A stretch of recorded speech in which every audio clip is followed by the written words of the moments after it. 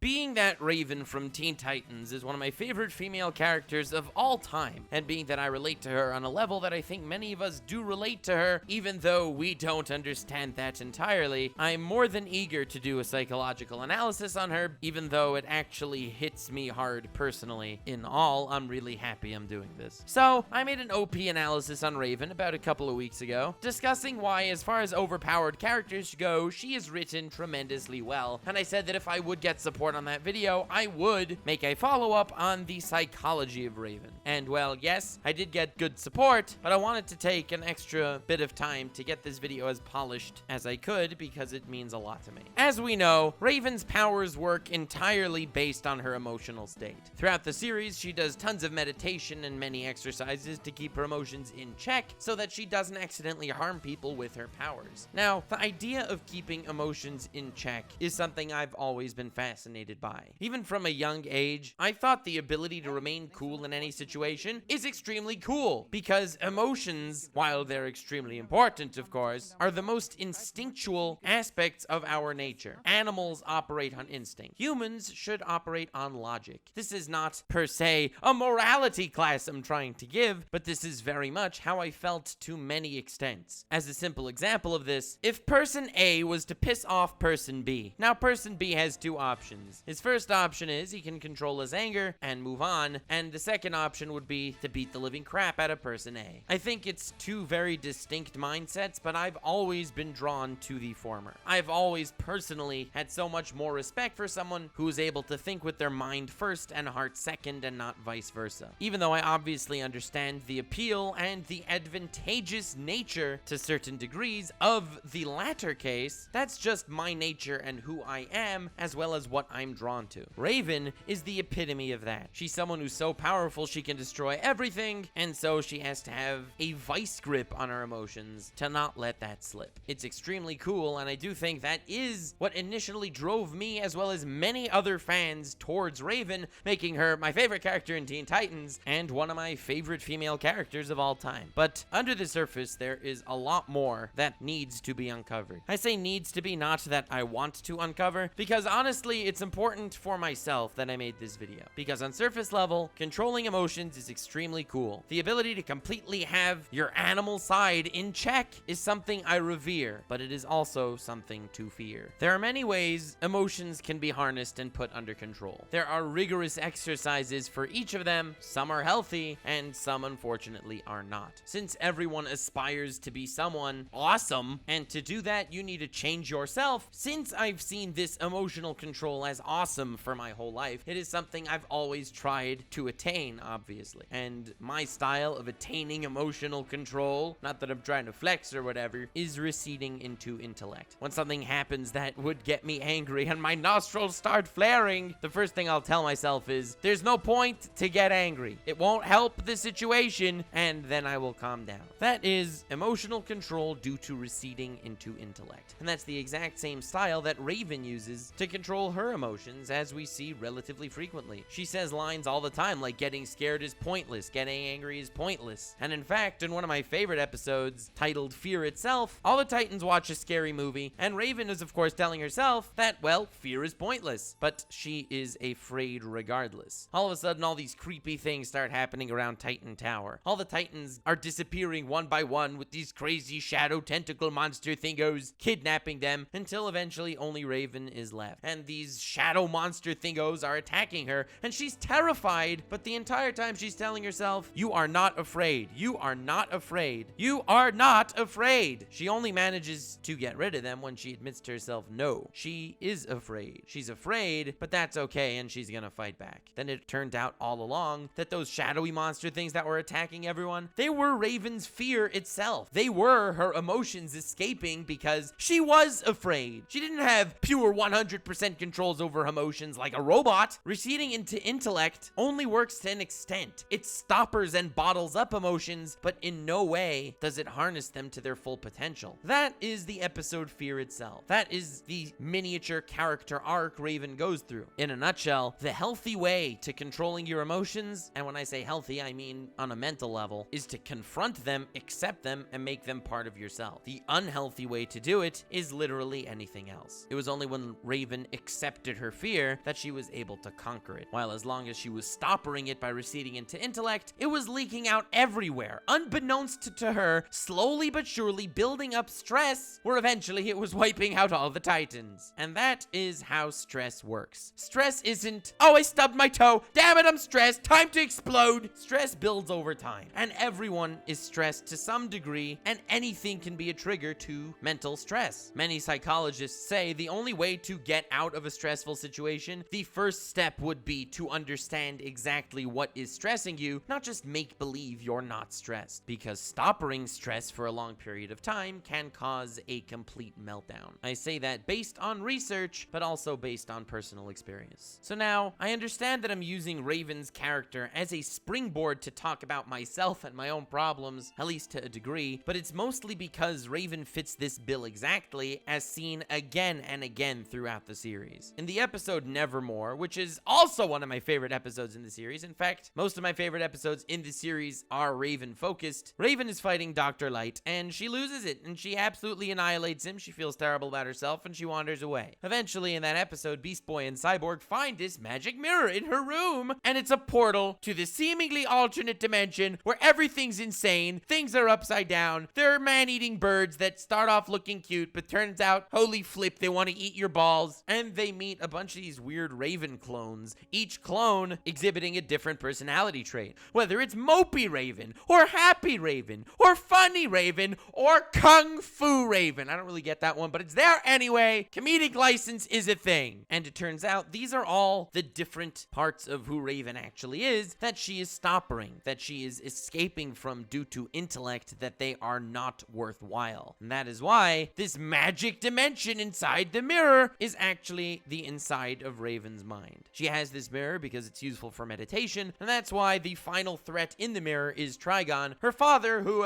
gave her a bit of an abnormal amount of stress. You know, the whole I am actually Satan trying to take over the universe thing definitely will creep someone the heck out, especially if it's your dad. Can't exactly relate to that one, but I still relate to Raven as a whole. Not because my dad doesn't want to take over the world or anything. I'm pretty sure he does. It's just that whole being Satan thing that I'm not fully convinced of yet. But anywho, when fighting Trigon in this mirror in her mind, she's being annihilated. Trigon is too strong. He is too much of a mental burden that she has to bear. The only way she actually fights him and beats him in that episode is first, she combines with all those different Raven emotion thingos, accepting them to make her way super powerful. And also, she confides and trusts in Beast Boy and Cyborg, two friends that she's never fully trusted before. It's the combination of these two things that allows her to beat this mental projection of Trigon, leave her mind, and be happier because of it. Funnily enough, it's the same exact story as we had in the Fear Itself episode. This time, it just reared its head in a completely different way. Once again, she is far weaker when she is bottling her emotions. Once again, the only way to overcome the mental block in front of her due to accepting not only her emotions, but also her friends. And it also exhibits what happens when she pushes them down too far. Either in the Fear Itself episode, her fears will leak out and cause actual harm around her, eventually consuming her, or she will actually have a freak out when attacking Dr. Light and nearly kill him. Both completely stem from this crushing down of emotions, stopping it up so that when she's at her lowest, it all spills out and destroys her unless she completely fixes herself. It's the same story, completely parallel to one another, that takes place both times, because that's the exact mental predicament she's in. Even though these life lessons she's learning are for the individual situation. In this scenario, she has to accept her fear. In this scenario, she has to believe in her friends. It's not like she's incorporating that into her life philosophy. She's gonna continue crushing down her emotions due to receding into intellect because she doesn't understand that that's bad as a rule, even though in eventuality, it's extremely dangerous. It leads to this insane piling up of stress that's just never dispelled due to the fact that any negative emotion is not dealt with, just stop her down, and it makes the points that she actually loses control unbearable to anyone around her. Now, to stress on this point, because this state of mind, as well as this state of operating one's life, is not only integral to her character, but it's who she really is. In the first episode of Teen Titans Divide and Conquer, when Cyborg and Robin get into a spat and Cyborg leaves, she says, "My mind is never troubled. People come, people go. It's pointless to be upset about Cyborg." Once again, emotionally, she's distraught that Cyborg left, and we see that due to to the lack of control of her powers at that very moment. However, she's trying to rationalize it. She's trying to keep her emotions in check, explaining to herself that it's pointless to be upset, receding into intellect. And my absolute favorite line she has in the entire series in this regard is from the episode The Beast Within. In this episode, Beast Boy goes a bit nuts. He becomes this beast monster thingo and he's killing everyone and it's horrible. However, throughout his rampages, he actually saves Raven at a point. So, as the episode reaches its close and the Titans are closing in on this beast trying to take it down, Raven says, "If it wasn't for that beast, I might not be here right now." Having that thing inside does not make you an animal. Knowing when to let it out is what makes you a man. It's spoken with complete empathy. It's spoken with complete emotion. This is when Raven was saved by her friend, when she was actually appreciative and receptive to someone else's actions. She knows better than anyone else what it's like to have a beast within, and her powers literally are her emotions coming to life. At this very moment, her mindset was clear, and at that moment, she avoided the whole receding into intellect bit. It's not that you have to convince yourself why you should not have emotions, it's that you have to know how to control them. Not to control them as in stop bring them up, but to control them as in when to let them out. Her entire character is this constant struggle. As we see in her major arc in the 4th season, where Trigun basically wipes out almost all life in the universe, she is living with one foot in the human world and one foot in her past. Her very narrative is this rift between who she wants to be and who she feels like she actually is. On the one hand, she's a hero trying to save lives, and on the other hand, she's Satan's daughter, as well as the key that he uses to break into this reality. She's not only living in fear of her emotions to unlock her power, but she is afraid of herself. She is literally cowering in fear every day of her life because of who she is. She's scared of her emotions because her powers would go out of control. She's scared that she'll end up like her father. She's scared that she'll end up used by her father. It's a constant life of self-doubt, self-worry, and crushing guilt. And because of that, she's scared to grow close to friends. She's scared to embrace her emotions. And the only thing to do is to rationalize why they're being crushed down. It's a tragic existence, and the reason why I love her story so much is because it's how she gets out of these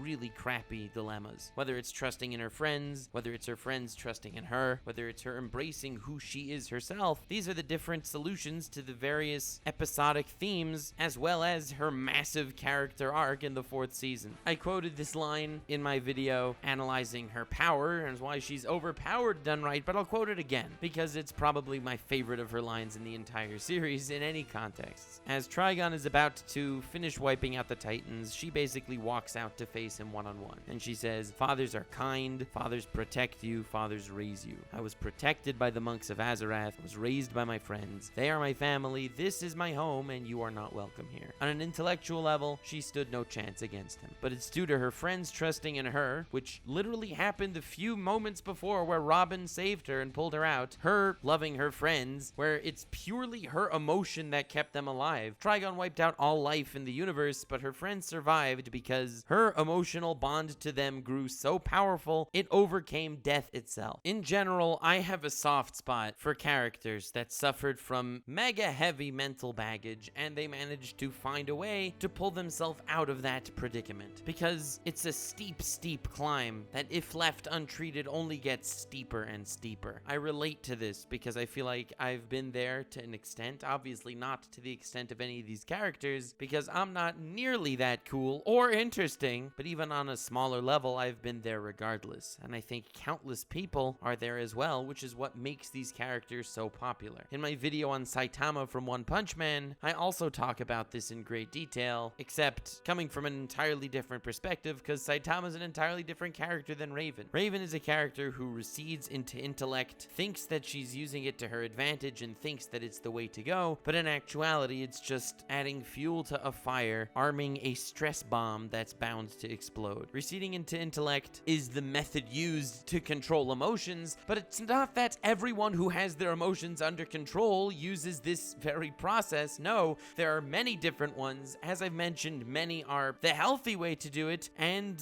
way more are the unhealthy way to do it. Most of the characters I really talk about in depth are characters that do it in some unhealthy fashion and find a way to get out of it. Saitama, Raven, Bond from Seven Deadly Sins. All very different approaches to mental suffering, and while I do relate to them all to some degree, being that I, as a human being, am far more complex than any character as an individual, but I do see myself to an extent in all of them. So if someone's controlling their emotions, they're not necessarily receding into intellect. It could be one of these other methods. Some of the telltale signs that that is the method used is expressed in many different ways. As a simple example, if someone does something annoying or does something stupid, well, it has the potential to annoy you thoroughly. So emotional responses to that would be anger, frustration, exasperation. These would be when the emotions win. However, if receding into intellect is the method used to avoid these emotional outbursts, then it's far more likely that the response will be much drier, much wittier, and much more sarcastic. When Beast Boy turns into a rhino and sits on Raven by accident, Raven's not going to get upset and blow a gasket. Raven's going to say, "And now I smell like rhino butt." It'll always be a zinger, wordplay, that's used to deflect annoying situations. And as I've mentioned in my previous video, that is why I love the line, "Evil beware, we have waffles."